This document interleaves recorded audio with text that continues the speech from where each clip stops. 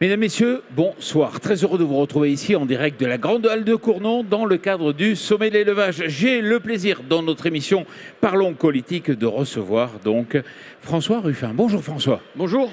Député de la Somme, mais est-ce que c'est parce que vous êtes dans une région comme la Picardie que vous avez eu envie de venir ici parler aux agriculteurs, aux éleveurs? D'abord, c'est pas mon premier passage au salon de l'élevage ici à Clermont-Ferrand, mais c'est vrai que je suis plutôt d'une région de betteraves, de céréales, de pommes de terre et où il y a peu d'élevage. Maintenant, je viens parce que je suis porteur d'une proposition de résolution contre le Mercosur. Moi, ça fait près de 30 ans que je suis engagé contre les traités de libre-échange parce que j'ai vu comment on a fait fuir les usines de mon coin parce que l'usine est devenue l'usine du monde. Et j'ai pas envie qu'on fasse maintenant fermer les fermes pour que tout parte au Brésil, qui devienne la ferme-usine du monde, ou en Ukraine, que ça devienne la ferme-usine de l'Europe. Allez, on va balayer un peu les sujets. Première idée, vous avez une action qui a été plébiscitée par un certain nombre de signataires. Oui, il y a cette proposition de résolution. On était déjà porteur d'une résolution à l'Assemblée nationale il y a 2 ans maintenant. Là, on renouvelle en demandant à ce que la France porte plainte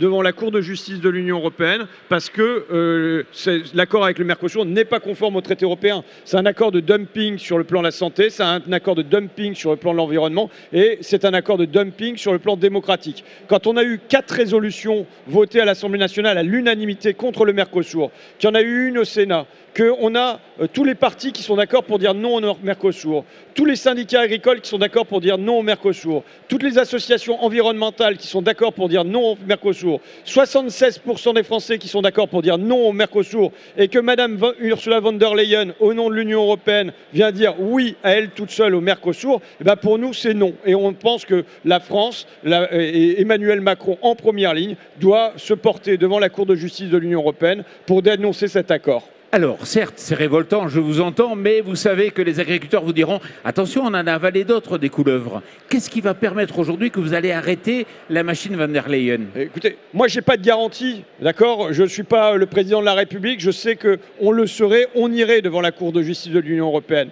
Il y a une autre démarche qui est entamée par les députés européens pour se porter eux aussi devant la Cour de justice. Maintenant, je sais que la trajectoire dans laquelle on nous emmène est une impasse et mortifère. Elle apporte la mort. Elle apporte la mort de notre agriculture, elle apporte la mort sur nos territoires. Et donc, il faut sortir de cette impasse-là. On a une Chine qui se protège.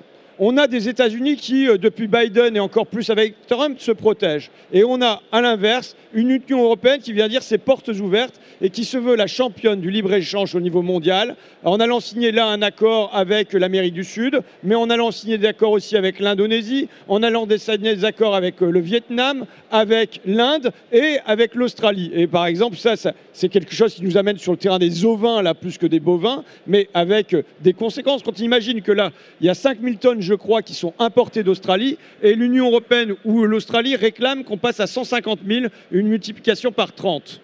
François, vous avez entendu la petite musique qui apparaît là actuellement. Pendant des mois, on a dit non au Mercosur. Là, maintenant, on dit oui, peut-être en aménageant avec 10% de moins, avec la possibilité de faire appel, de réagir. Et l'État français qui va étudier le dossier. Non, mais moi, je dis non au Mercosur. 76% des Français disent non au Mercosur. Tout le monde dit non au Mercosur, mais en fait, tout le monde dit non à cette politique de mondialisation qui est une politique de déménagement du monde depuis 30 ans maintenant.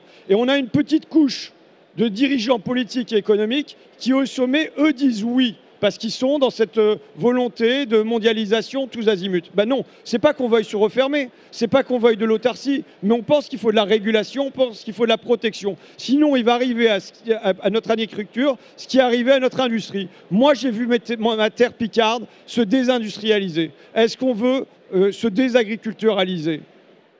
Quand je regarde un peu, déjà, ça n'aurait pas été facile à défendre.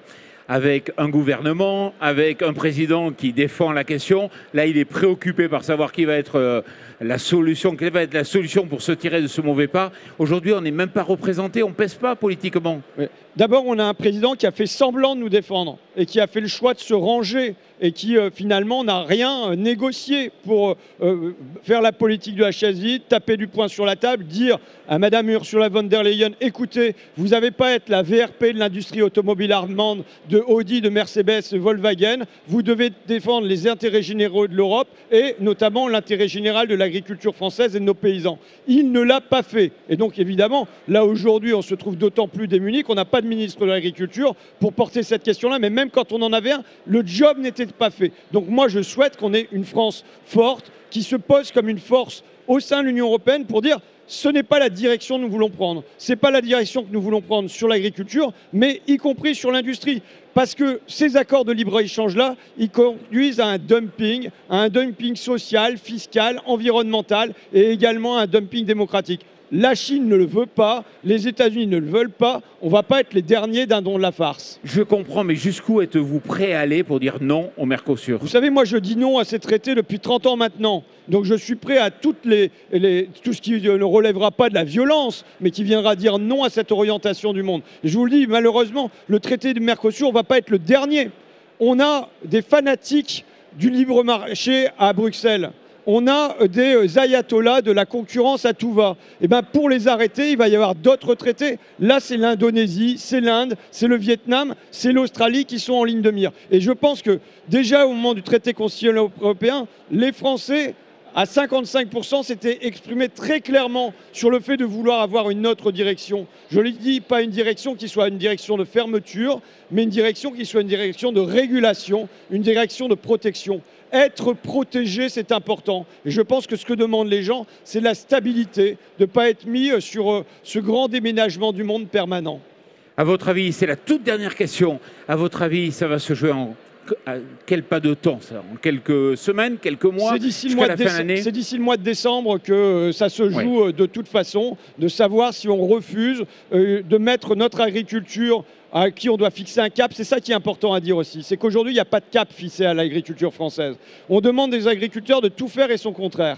On leur demande d'être compétitifs avec les fermes-usines du Brésil, de Nouvelle-Zélande, d'Australie. Et on leur demande en même temps de monter en gamme, d'être dans l'amélioration environnementale et dans le bien-être animal. Eh ben non, il faut choisir un chemin. Il faut choisir si on est pour une agriculture mondialisée avec des fermes-usines géantes ou bien si on est pour le maintien d'une agriculture familiale. Et à ce moment-là, il faut se protéger. Je dois vous dire que de mon côté, le choix est fait et le choix est fait depuis longtemps. Et je l'ai bien compris, c'est non au Mercosur, c'est très clair. Merci François Ruffin et merci à vous.